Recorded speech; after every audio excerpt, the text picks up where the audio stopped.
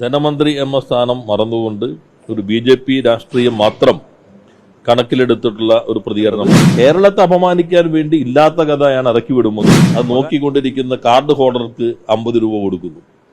അത് ഇവിടെ നിർത്തിയതായിട്ട് മുഖ്യമന്ത്രി ഇന്റർവ്യൂവിൽ പറഞ്ഞിരുന്നു. ഇങ്ങനെയാണ് സഭയ്ക്കകത്ത് അവർ പരാമർശം നടത്തിയത്. അത് കേൾക്കുന്നവർക്കറിയാം ഇത് കേരളത്തിലുള്ള കാര്യമായിരിക്കില്ല, അവർക്ക് പരിചിതമായ മറ്റേതെങ്കിലും സംസ്ഥാനത്തെ കാര്യമായിരിക്കും. ധനകാര്യമന്ത്രി ശ്രീമതി നിർമ്മല സീതാരാമൻ ഇന്നലെ ലോകസഭയിൽ നടത്തിയ പരാമർശങ്ങൾ യഥാർത്ഥത്തിൽ ധനമന്ത്രി എന്ന സ്ഥാനം മറന്നുകൊണ്ട് ഒരു BJP രാഷ്ട്രീയം മാത്രം കണക്കിലെടുത്തിട്ടുള്ള ഒരു പ്രതികരണമാണ്. കമ്മ്യൂണിസ്റ്റ് വിരുദ്ധതയുടെ അന്ധതയിൽ ഒരു കേരള വിരുദ്ധ നിലപാടാണ് അവർ സ്വീകരിച്ചിട്ടുള്ളത്. അത് കേരളത്തിനെതിരായിട്ടുള്ള ഒരു കടുത്ത നിലപാടാണ്. അങ്ങേയറ്റം കേരളത്തെ അപമാനിക്കാനുള്ള ശ്രമമാണ്. അതിനെതിരെ കക്ഷിരാഷ്ട്രീയത്തിന് അതീതമായി നാട് പ്രതികരിക്കേണ്ടതുണ്ട്. യഥാർത്ഥത്തിൽ നിങ്ങൾക്ക് എല്ലാവർക്കും അറിയാം, അവർ പറഞ്ഞ കാര്യം കേരളത്തിൽ നടക്കുന്ന കാര്യമല്ല. ഒരു ബസ്സിൽ ഒരാൾ ഒരു സാധനം വരുന്നു, ആ സാധനം ഇറക്കാൻ ഒരാൾക്ക് കൂലി കൊടുക്കുന്നു, അത് നോക്കിക്കൊണ്ടിരിക്കുന്ന കാർഡ് ഹോൾഡർക്ക് 50 രൂപ കൊടുക്കുന്നു. അത് ഇവിടെ നിർത്തിയതായിട്ട് മുഖ്യമന്ത്രി ഇന്റർവ്യൂവിൽ പറഞ്ഞിരുന്നു. ഇങ്ങനെയാണ് സഭയ്ക്കകത്ത് അവർ പരാമർശം നടത്തിയത്. അത് കേൾക്കുന്നവർക്കറിയാം ഇത് കേരളത്തിലുള്ള കാര്യമായിരിക്കില്ല, അവർക്ക് പരിചിതമായ മറ്റേതെങ്കിലും സംസ്ഥാനത്തെ കാര്യമായിരിക്കും. കേരളത്തിൽ നോക്കുകൂലി എന്നൊരു സംവിധാനം നേരത്തെ ഉണ്ടായിരുന്നു. അത് അവസാനിപ്പിക്കാൻ 2016 ഘട്ടത്തിൽ തന്നെ മുഖ്യമന്ത്രി എന്ന നിലയിൽ പിണറായി വിജയൻ യോഗം വിളിച്ചു ചേർത്തു. എല്ലാ ട്രേഡ് യൂണിയനുകളും ഞങ്ങളുടെ നിലപാട് അതല്ല എന്ന് വ്യക്തമാക്കുകയുണ്ടായി. അത് ഏതെങ്കിലും രാഷ്ട്രീയ പാർട്ടിയുമായി ബന്ധപ്പെട്ടിട്ടല്ല, എല്ലാ ട്രേഡ് യൂണിയനുകൾക്കകത്തും ഒരേ നിലപാട് അവർ സ്വീകരിക്കുകയുണ്ടായി. എന്നാൽ അത്തരമൊരു തെറ്റായ പ്രവണത ഇവിടെ ഉണ്ടായിരുന്നു. അത് നമ്മൾ നിർത്തലാക്കി എന്ന് പരസ്യമായി തന്നെ നിലപാട് സ്വീകരിച്ചിട്ടുള്ളതാണ്. എന്നാൽ അത് നിർമ്മല സീതാരാമൻ പറഞ്ഞിട്ടുള്ള നോക്കുകൂലിയല്ല. യഥാർത്ഥത്തിൽ അവർ പറയേണ്ടിയിരുന്നത് എന്തുകൊണ്ട് മഹാരാഷ്ട്രയിൽ ഒരു മന്ത്രിക്ക് രാജിവെക്കേണ്ടി വന്നു. നാരായൺ മുണ്ട് രാജിവെച്ചത് അവിടുത്തെ ഒരു ജില്ലയിലെ പ്രധാനപ്പെട്ട വിൻഡ് പവർ കമ്പനിയുമായി ബന്ധപ്പെട്ട് അവിടെ ഉണ്ടായ തർക്കങ്ങളെ തുടർന്നാണ്. അവിടുത്തെ ലോക്കൽ നെക്സസ്, ആളുകളെ റിക്രൂട്ട് ചെയ്യുന്ന ഏജൻസികൾ, ഒപ്പം തന്നെ അവരുടെ FIR അനുസരിച്ച് തന്നെ 2 കോടി രൂപ പണം ചോദിക്കുന്നു. ചോദിക്കാതെ വന്നപ്പോൾ കമ്പനിക്കകത്തേക്ക് ഒരു സംഘം എരച്ചു കയറുന്നു. ഭരണകക്ഷിയുമായി ബന്ധപ്പെട്ട ആളുകൾ എരച്ചു കയറുന്ന ആളുകളുടെ സെക്യൂരിറ്റി ഗാർഡ് തടയുന്നു. ഇതറിഞ്ഞിട്ട് പഞ്ചായത്ത് സർപഞ്ച് ചെല്ലുന്നു. സർപഞ്ചിനെ തട്ടിക്കൊണ്ടുപോകുന്നു. തട്ടിക്കൊണ്ടുപോയി കൊലപ്പെടുത്തുന്നു. സന്തോഷ് ദേശ്മുഖ് എന്ന സർപഞ്ചിനെ കൊലപ്പെടുത്തുകയാണ് ചെയ്തത്.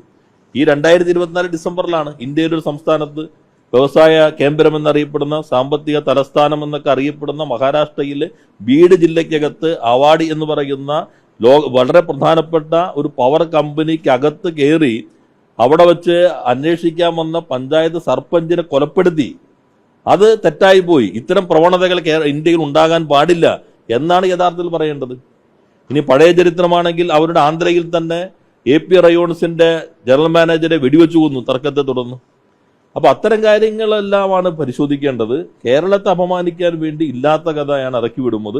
മഹാരാഷ്ട്ര പോലുള്ള സംസ്ഥാനങ്ങളിൽ ഇത്തരം കാര്യങ്ങൾ ചർച്ചയാകുമില്ല. നിങ്ങൾ തന്നെ നോക്കിയാൽ ചില മാധ്യമങ്ങളിൽ ഇതിന്റെ വിവരങ്ങൾ അറിയാൻ കഴിയുമായിരിക്കും.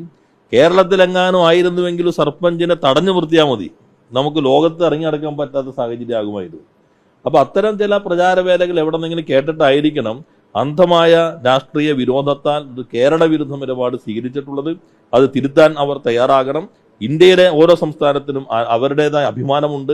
അതിനെ അപമാനിക്കുന്ന രൂപത്തിൽ കേന്ദ്ര ധനകാര്യമന്ത്രി പ്രതികരിച്ചത് അങ്ങേയറ്റം തെറ്റാണ്. നാട് ഒറ്റക്കെട്ടായി തന്നെ ഇതിനെതിരെ പ്രതികരിക്കേണ്ടതുണ്ട്.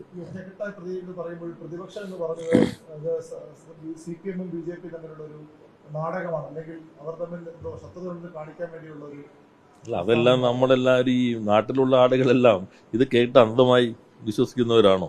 ഇത്തരമൊരു നിലപാട് ആ സഭയിൽ പറയുമ്പോൾ ഞങ്ങളും ഇതിനെതിർക്കുന്നു എന്നല്ലേ യഥാർത്ഥത്തിൽ അവർ പറയേണ്ടത്.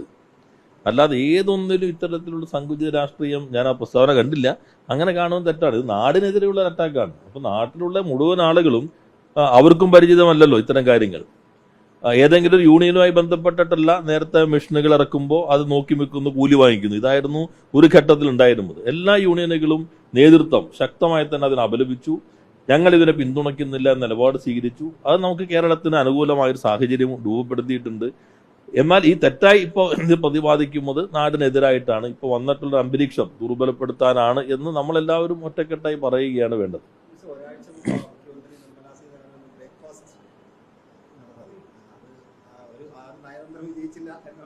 അല്ല, അങ്ങനെ കാണേണ്ടതില്ല. നമ്മളിപ്പോ നമ്മൾ പറയുന്നതെല്ലാം ഓരോരുത്തർക്കും അവരവരുടെ രാഷ്ട്രീയം ഉണ്ടാവുമല്ലോ. അത് മുഖ്യമന്ത്രി വ്യക്തമാക്കിയല്ലോ.